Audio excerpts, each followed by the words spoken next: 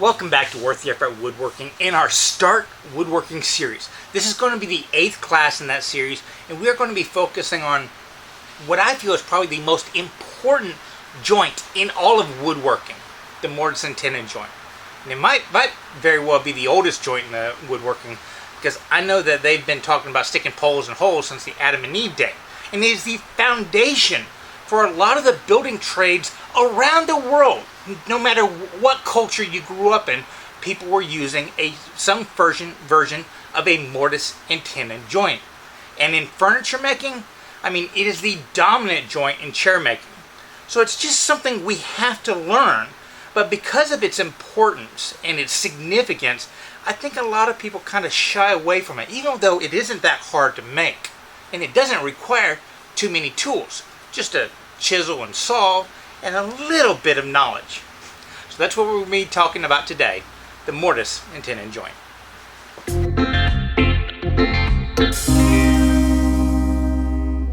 A mortise and tenon joint is both a mechanical and adhesive joint, though many times you do not need any adhesive at all, and you can use mechanical means to do what the adhesives do. And here's what I'm talking about. Basically, you have the mortise and tenon joint. You have the tenon on one side, the mortise is the hole. You basically slide the mortise in, and it will only slide in one direction. Now, most of the time when you have a mortise and tenon joint, force is being pressed down here. So the force is going down. It is not, rarely is it, you do a mortise and tenon joint where the glues are preventing the joint from coming apart like that. So, if, like in a chair or a table or something like that, very rarely are you spreading the legs apart evenly to draw this out. So you don't need a lot of adhesive power to keep the joint together. But the mortise and tenon joint probably has the most potential for adhesive power, because everywhere you look on the inside and the outside, you have long grain. And we all know long grain to long grain is a lot stronger than end grain to long grain. So little glue will go a long ways, and even poor quality glue like they had back in the old days would cause these things to last for generations because they don't have to hold that much. And there are a lot of ways you can mechanically secure this if you didn't have any glue. And we're going to discuss a lot of those later on in the video. But I also say it's a mechanical joint because once this is in here, it doesn't want, if you built it correctly, it doesn't want to flex. The strength of the mortise and tenon joint comes from the shoulders, not necessarily the tenon.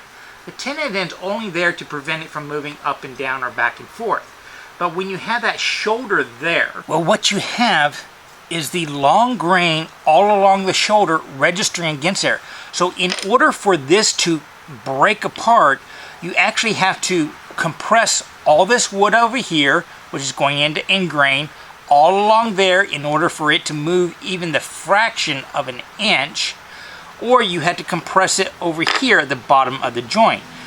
And there's so much strength in the wood, even in the long grain aspect, that just doesn't happen that often. Yes, you could easily dent this one section right there, but could you dent that one section going all the way across, plus the fibers leading up to that joint, plus all these fibers over here? See, it's not so much the dentability, it's the pounds per square inch that it requires to dent the board and all the area that needs to dent in order for that thing to move.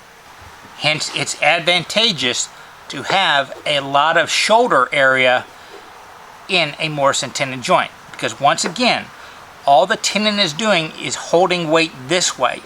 So, yeah, you don't necessarily have to have it as deep as I have here, but having it all the way around really does help out. And generally, on a mortise and tenon joint, the rule is that it's 1/3 the width of the board. So you have a third, a third, a third. I normally take off the same amount on the top and bottom, just to make it easy. Now, as the name implies, a mortise tenon consists of two parts. You have the mortise, the hole, and the tenon. Now, the tenon is basically a lap joint on all four sides, or three sides, or two sides. And because we did in class 7 an entire video on how to cut a lap joint, both with our back saws and the bandsaw, I'm going to kind of gloss over that right now.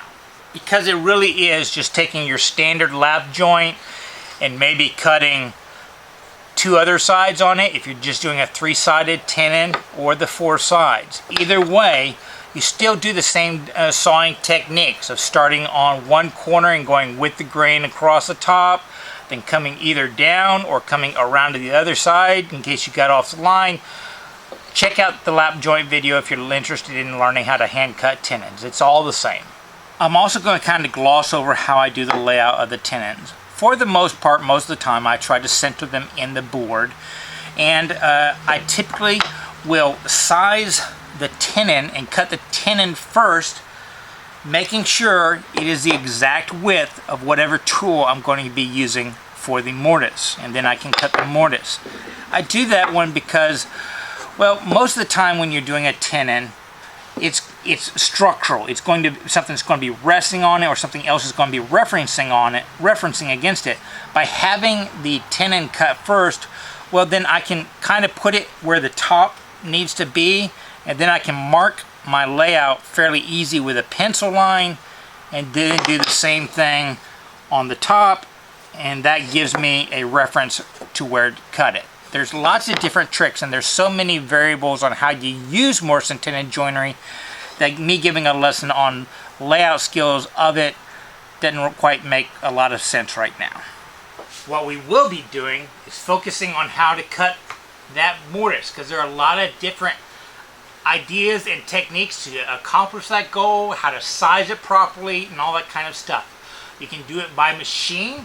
There's mortise machines. You even have dominoes, which will cut around mortise, and then you can square it off. You can use a router or anything like that, but this being a beginner level course and us wanting to limit our tools, we are going to be using a chisel. And what size tenon you make depends upon the chisel you use, because that is going to determine the size mortise you do. And once again, a general rule of thumb is you make the mortise 1/3 the thickness of the board, of the tenon, 1/3 of the thickness of the board the tenon is going to be on. Because a lot of times the mortise is going into like a leg or something like that, and that's going to be a lot bigger. Now, a general rule I've read in books and heard time and time again from other hand tool woodworkers is that if you need to create a mortise that is a 1/2 inch or less, just use the chisel. But if you're creating one that's a 3/4 of an inch, or even something like a 2.5 inch one that I use on my workbench and stuff like that, it makes sense to just get rid of the waste in between your layout lines of the mortise, and a drill is the best way to do that one, whether it be a brace and bit or a simple drill. Now, this being a basics woodworking class, you know, we're making small things, boxes and stuff like that. I'm just going to show you the chisel techniques, because I think it makes kind of common sense how you would drill out the center waste and then square up the walls with a chisel. Though, one tip, use a very small drill first and drill the corners. Then you can use a huge Forstner bit, you know, any other kind of bit to get rid of all the other waste. But the problem is, if you just use the big bit first, you have to remove a lot of material squaring that edge up. But if you have that slightest of hole in the corner, it just makes squaring up so much easier. Anyways, let's get on to cutting a mortise with your chisel. First off, let's talk about our workbenches. Yes, we built a nice, sturdy, solid workbench, better than probably 90–95% of the ones that you could buy out there. But they do have their limitations. This one being, you know, plywood with 2x4s on the side. It is incredibly stiff, but I want you to notice something. You have a mallet. I'm using the hard nylon on this side. Watch my other mallet. See how it's bounced? There's a bounce to most workbenches. But if I were to locate this right above a leg and do the same thing, my power is being transferred to the ground, not to this trampoline effect. And that is even the case when you're talking about something like a 6-inch workbench. There is a little bit of bounce to it. But you locate it over a leg, it is rock solid, even on this cheaper workbench. So where do you think you want to be hammering when you're working on a mortise? Definitely not in the middle of your workbench.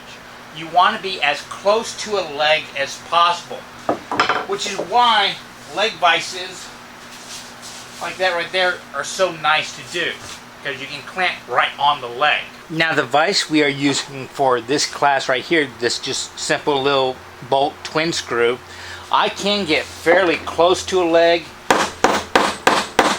and it's fairly stable, but you're going to see me working on this side for the simple reason of camera angles. Though the examples we are doing today, I'm not banging that hard, but that trampoline effect makes cutting a mortise a lot less efficient.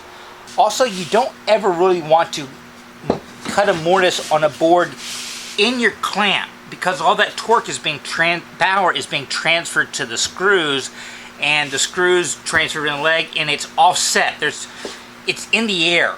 Ideally, what you would want to do is put something in your clamp and then clamp to that. So if I'm wanting to cut a mortise into this board right here, well then I would put something in my clamp, and then this itself would rest right on top of my leg. So the power is actually being transferred down. It's not just hovering in the air. And then clamp this to whatever you have in your vise. And that'll give you something really stable that you can hammer down on into, and that power will be transferred to the leg. Now I just made up a bunch of these boards with this plexiglass I've screwed to the outside, and I'm going to use that one so you can see actually what's going on inside the board when you're cutting this Mortise Tenon joint. I'm just going to use the line between the wood and the plexiglass as my layout line. Traditionally, when I'm doing something like that, I would have some kind of layout line right there, and I wouldn't worry about the other side, because strangely, chisels don't tend to get wider as you are using them. So if you just line up one side of the chisel, you can pretty much be guaranteed that the mortise is going to be the thickness of the chisel in that spot. So I'm just using the glass as my layout line on the side. Now whenever I cut a mortise, I never start out right on the line. I always start back away from it, because I'm going to completely damage all these fibers on this outside corner. So it's nice to get most of the waste done, and then you can pare back to that line to get a nice crisp line. Now this first technique I'm going to show you is one I started doing whenever I first started woodworking, because I was in an apartment, and if you're in an apartment you don't want to do a lot of banging. So the very first thing I would do is I would line up my chisel with my lines away from where I want to end up in, and I would give it a good whack. Do that on both sides. Come over, line it up with the edge, and give it a whack. Now I want you to notice, this is kind of like the example we did in the prerequisite course. No wood came out of this cut, these hits. All I did was sever the fibers on either side and compress those fibers in there. So all those fibers are still in there. When you are mortising, the idea is to get all those fibers out. I made these two cuts right here simply to give myself a stop. Now what I'm going to do is I'm going to take my chisel with the bevel up, and I'm not going to use a mallet or anything, and I'm just going to lean into it. And there we go. Come back a little bit farther, lean into it. Come back a little bit farther, lean into it. And I want you to notice how quickly you can get fairly deep just with that short technique. Then flip the chisel over and pry all that stuff out. Voila. Notice I kind of compress that edge. That's why I came in a little bit. Then do the same exact thing coming the other direction. And you will gradually go deeper and deeper and deeper until you get to the point where you have the desired depth.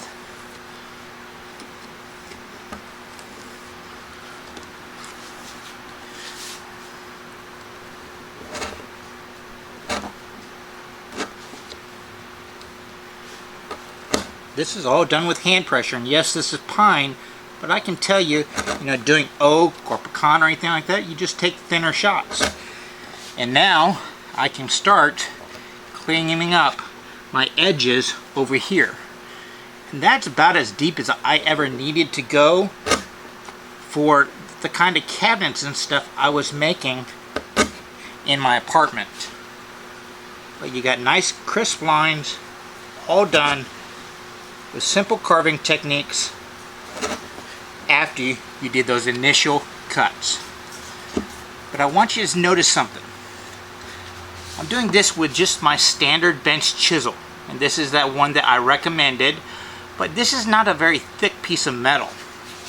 I have had students while I'm teaching this one get really aggressive and actually break the steel and bend it. So this kind of tool is not really meant for heavy mortises. Dedicated tools to specific tasks are always going to be better. And you can buy mortising chisels, and they really aren't that much money. I want to say this one was about $15. The thing is, you don't have to buy huge sets of them. I do quite a bit of work with 3/4 material because it's what you buy from the big box store, and if I'm planing down 4/4 material, it's going to end up being 3/4. So if a standard rule of thumb is you're using 1/3 of the width of the board you're doing as your mortise, 1/4 inch is perfect. If you're doing a full inch board, get a 3/8 or something like that. You don't need to get a huge selection of these. But I want to show you a few things that make a quality mortising chisel. Here's the first mortising chisel I bought, and I used it for quite a long time. And this is the one I got for the school. I want you to notice the difference in thickness of these. These are both 1/4 inch mortising chisels, especially compared to the bench chisel. Can you see how this would flex quite a bit and these won't? I also want you to notice the angle of the blades. A bench chisel, you're going to be 20 to maybe 30 degrees.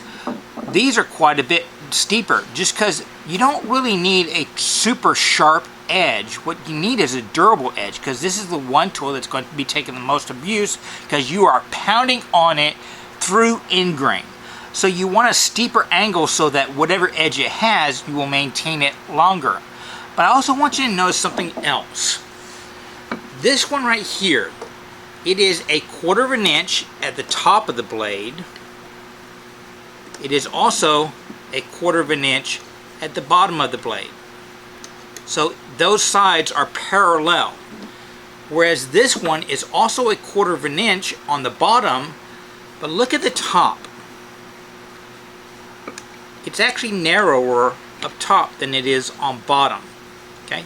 It gets bigger the farther down you go.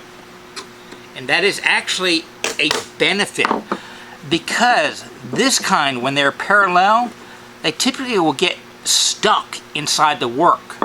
But if you're planing back and you're always going back towards the back of the blade, well, this is a little bit thicker on back, so you can always kind of wiggle it to get it out. This one gets stuck quite a bit less. So when you're shopping for a mortising chisel, look for something that's going to be fairly thick, but also look for one that it's more trapezoidal. The quality of the steel, that kind of stuff, is less important in this tool, because you're going to have such a steep angle on it. It's going to whatever steel you have is pretty much going to hold an edge. But it's nice having the better steels. Now that steeper angle there also has other benefits other than just maintaining the edge right there. And if you look right now, you can kind of see the edge of that tool, which tells you this tool could use sharpening, but I'm going to use it in a slightly dull state. Yeah, see, it's not cutting my thumb at all, just to show you that this is a brute force tool, not a delicacy tool. So I'm going to come over here, I'm going to lay it right against my line, which just so happens to be the plexiglass, and I'm going to give it a good whack just like I did earlier, focusing on keeping this straight up and down. No fibers came out, everything was compressed.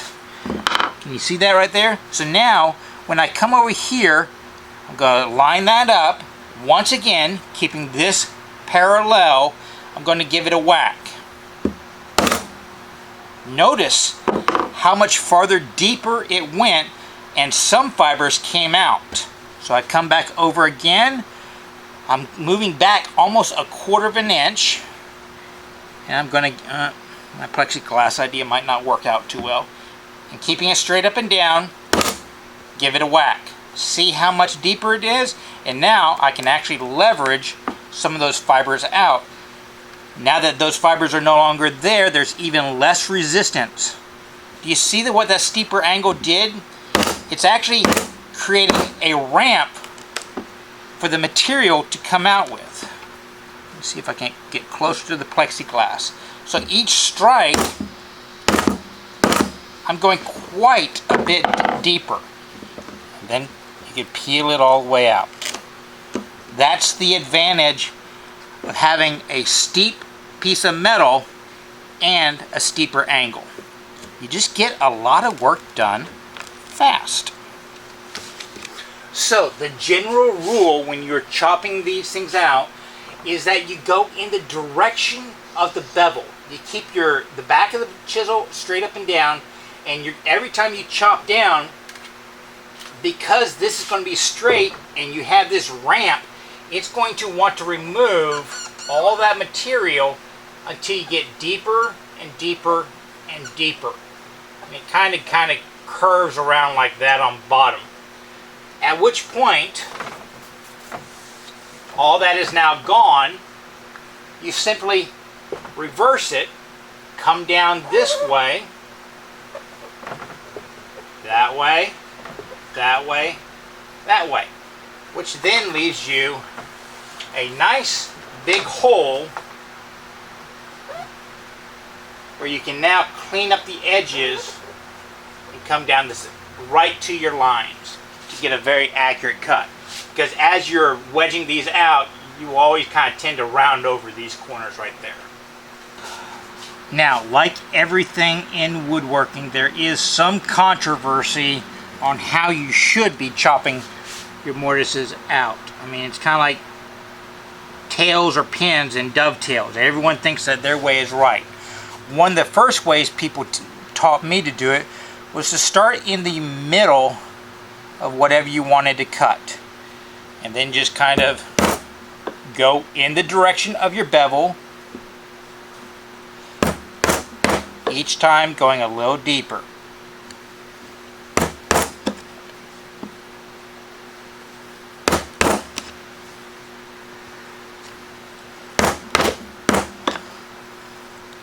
Yeah, this plexiglass is flaring out, but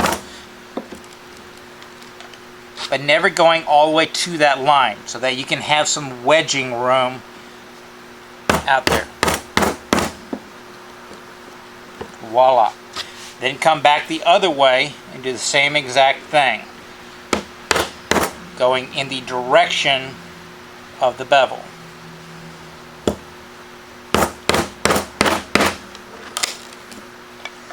Yeah, maybe the plexiglass wasn't a great idea. But as you can see, each time you go deeper and deeper and deeper until you get to your desired depth.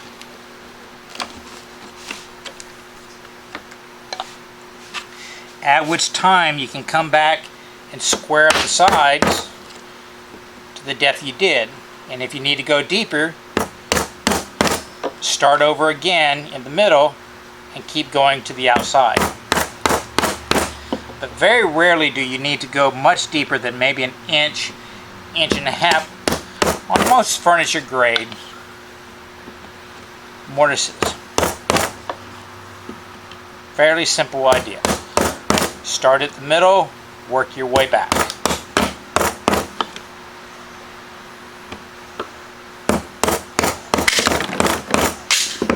Voila. And then it's just a matter of cleaning out all the waste. Take it out, knock it upside down, and it all falls out.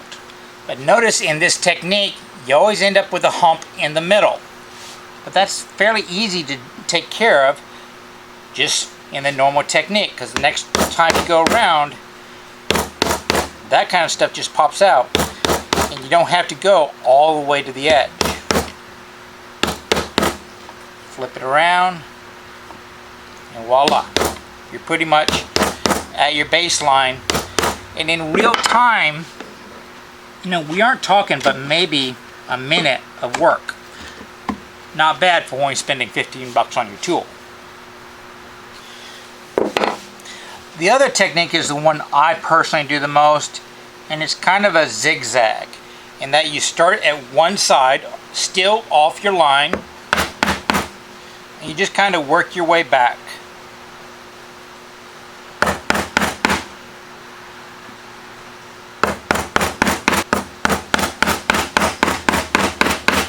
One trick I a lot of times would do, because I don't have this advantage of this glass, is I would take a Sharpie and I'll go down to the depth that I want to do, and I'll mark that on my chisel. That way it tells me when I've reached my depth. And generally that depth is set about a 1/4 inch below the bottom of my chisel, the bottom of my tenon, for the simple reason the bottoms of mortises are always going to be rough when you cut them by hand. Then once you get to this side, all it is reverse it and start going the other way. The first cuts, once again, just compress. The next cuts will go deeper.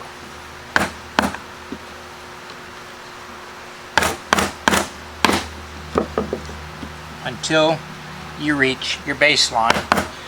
And then it's just a matter of walking your chisel across. And once again, we're talking, you know, maybe a minute of work in real time when I'm not having to battle this plexiglass, which is making things a lot harder. So I've well past my line in the middle, so now I get to start just cleaning up the edges and then turning it over and knocking out the waste. Fairly simple, fairly quick. And if you're making something like a shaker table, which has basically 4 mortise tenons on each leg, one for the top stretcher and one for the bottom stretcher on both sides of each leg, well, you're talking, you know, maybe 2 hours of work with the Cowboys game on the TV. Nice, relaxing, no big deal. And for the depth I did on these tenons, that's more than enough. Gives you a little room for the extra glue, so to speak. Now the last thing I typically do when I do a mortise tenon is I will scrape the walls. Now this plexiglass is kind of bowed out, but I will kind of move the chisel back and forth a little bit, and it just kind of cleans up some of the fuzzies on the sides and smooths that out, so that it gives you a little bit better surface for the glue to sit in. And this right here, you know, a 1-inch tenon with a little maybe 1/4 inch below that one for glue to sit in, that is the perfect depth for most of the furniture I do. Now, I mentioned that there was a way to turn a mortise and tenon joint into pretty much a 100% mechanical joint that doesn't depend upon glue at all. There are actually several ways. The first one I'm going to show you is draw boring, which is different than pegging, and I'll explain that difference in a second. Now, in draw boring, we take the mortise and tenon joint and we drive some kind of peg through it. And when we drive it through, we actually bend it inside the joint so that it doesn't have any ability to slide through. If you just drill a hole straight through, well, then this thing could be pushed through the hole at any time. But by putting it under tension, its springing action creates a lot of friction, so it doesn't want to move. And we can also, at the same time, cause that joint to push itself together so that it never loosens up either. So how you do this is you typically will drill a hole the size of the peg that you're going to be going through. And I will normally drill the hole before I cut the mortise, because if you do it afterwards, you're going to get some blowout on the inside. Then you will place your mortise back in the joint and put your drill bit right in there. It does help to use a brad point bit, but that's pretty much all I ever use in woodworking. And just make a little dent so that you can see where it's going to be. At which point in time I will drill another hole closer to the shoulder. And depending upon the species of wood will depend upon how far closer you go.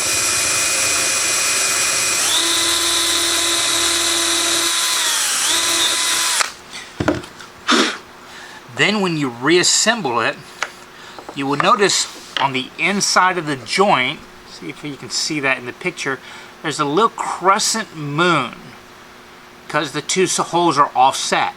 If I were to drive a peg through it, it's going to want to push that crescent moon down this way. It's actually going to crush your fibers this way to draw it together and thus bend the dowel around the joint. So I will cut off a piece of dowel that is quite a bit taller than the board I'm going through, and I will typically put it in my pencil sharpener to round over the end. And now I can then take that joint, put it together, place that directly over some kind of hole so I'm not going to be pounding into it. And I want you to pay attention to the dowel because it's straight up and down now, but as it starts weaving its way around, you're going to see this move. And what ends up is, if you do it right, you're going to have a little crescent moon on the front face. Whoops. See? Bending forward this way because now it's turned that first corner. Now it's bending back the other way because it's going the other side. And sometimes you will blow out the back, but that is generally hidden. And there we go. Notice I now have that slight crescent moon because it's weaved its way around. I also have that crescent moon in front. So, a quick aspect with my flush cutting saw, and you will see that crescent moon, and I just drive some sawdust in there and it makes it nice and smooth. On the back, I don't worry about it. That crescent moon tells you this is a draw bore and that it's done right. So let's cut it in half to see what we've accomplished.